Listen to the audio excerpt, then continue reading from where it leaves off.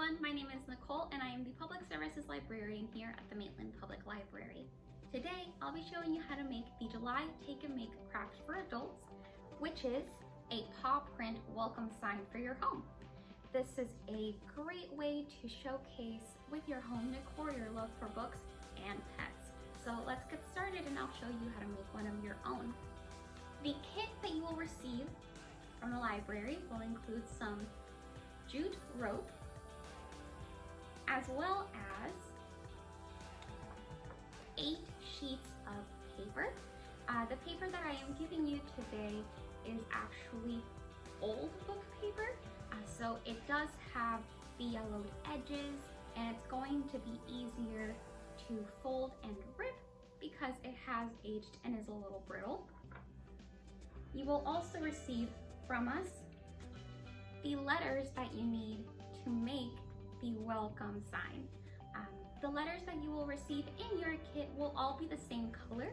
I personally, today for this demonstration, just used the scrap pieces of paper that I had, which is why my letters are all different.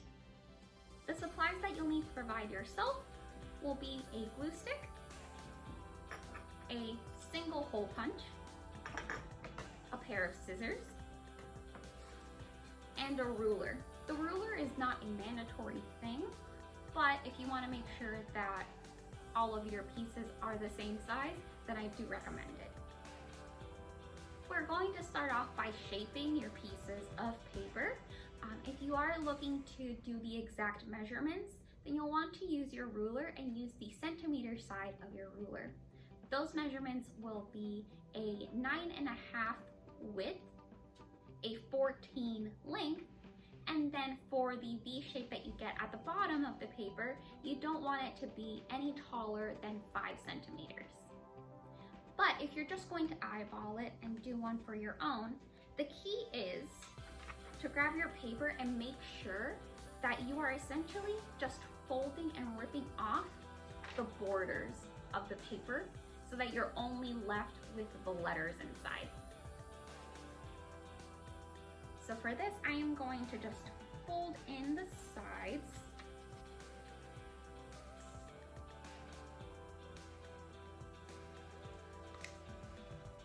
And I am going to fold one way and then fold it back the other way as well.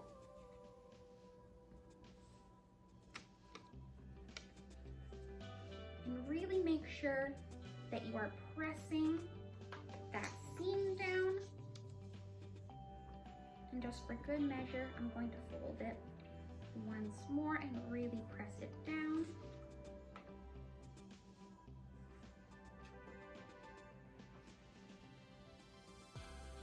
And now you rip. And because you folded it, it's going to rip evenly. You could cut it with the scissors, but when you decide to rip it, you get these little fuzzy frayed edges, which I think just add more character to it. And so now we're going to do the same thing to the other side.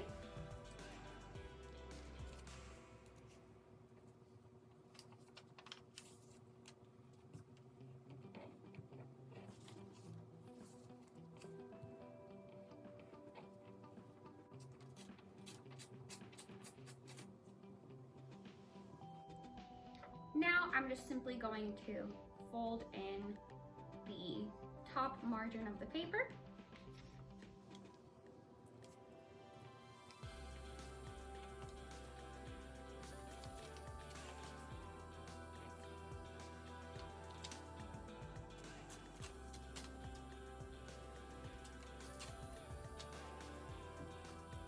And now I am personally going to use my ruler just to make sure that I am getting the 14 centimeters of length.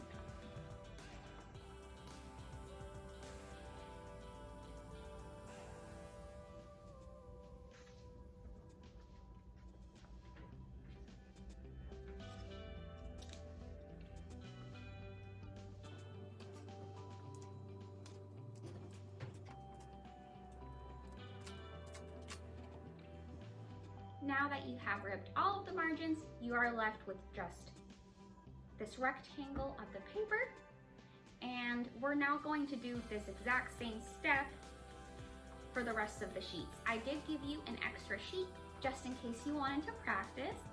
Now that we have our sheets trimmed up, we're going to do the V-shape cut at the bottom.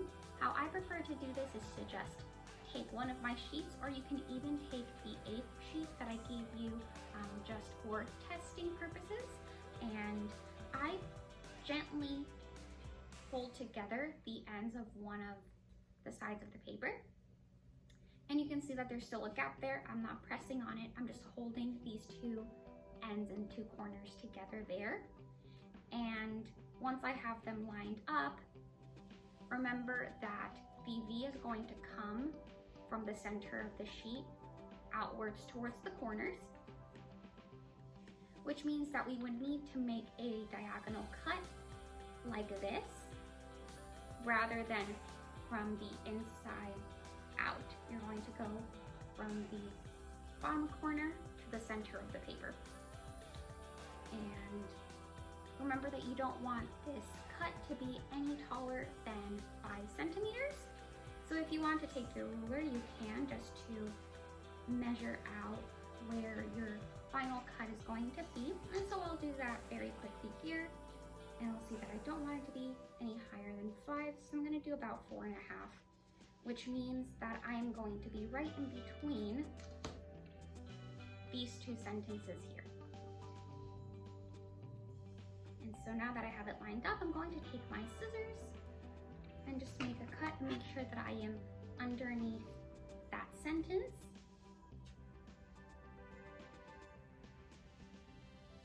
And cut.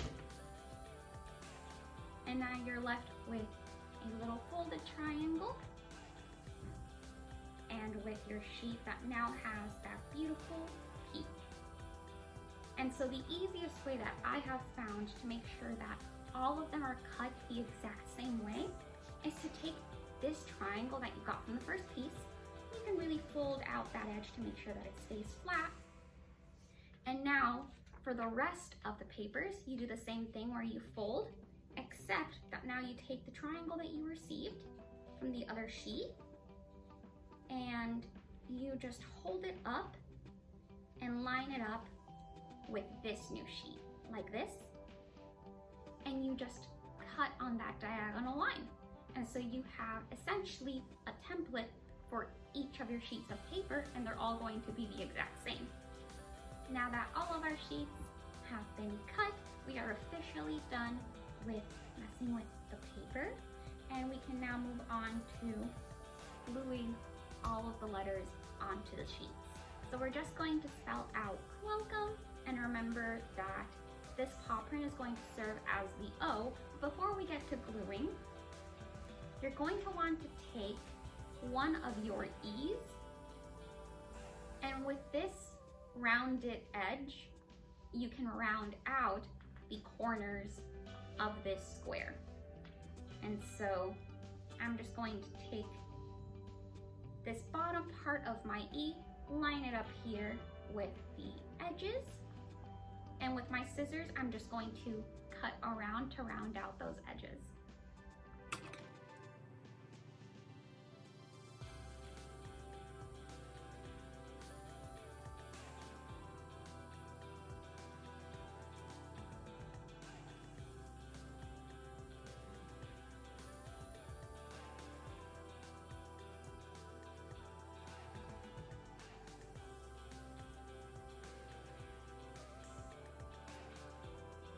You're going to end up with something like this, and you can see that you still have some flat edges.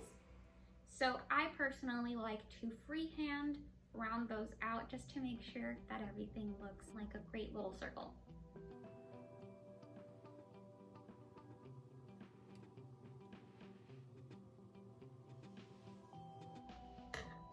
So now that I have finished rounding out the edges of my paw print, this is what you're going to end up with. And now we are ready to glue everything on to the sheets. Make sure that when you're gluing the letters on, that you are leaving some space between the letter and the top of your paper, because we are going to hole punch 2 on the top so that way we can thread the jute rope through and hang it. So just keep that in mind and continue to glue on the letters. Now that we have all of our letters glued onto our paper, we can start to do the hole punching.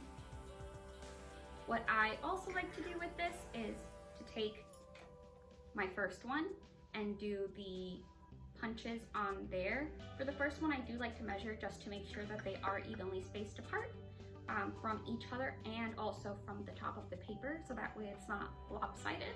And then from then on, I just take the next sheet and I hold it right behind the first one and hole punch through those same holes, because it's only going to hole punch the sheet underneath, and that's how I go about it to make sure that all of my hole punches are the exact same.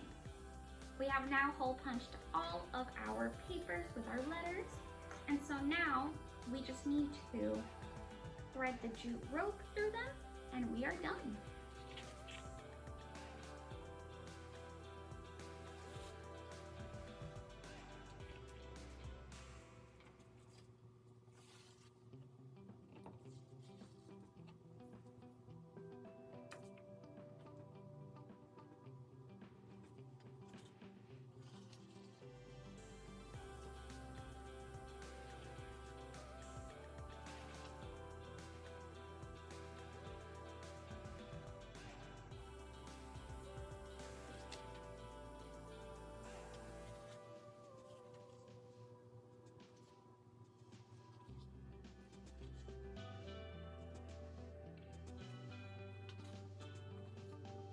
This is the finished banner. Now that we have threaded the jute rope through, I personally like the look of threading it so that it goes in front of the banner rather than behind. I think it gives a little bit more of a rustic character to it. But this is your finished product and you can thread your rope however you would like. I hope that you enjoyed this month's Take and Make Craft for Adults, and I also hope to see you for the remainder of our adult summer reading programs for adults, which are every Thursday at 7 p.m.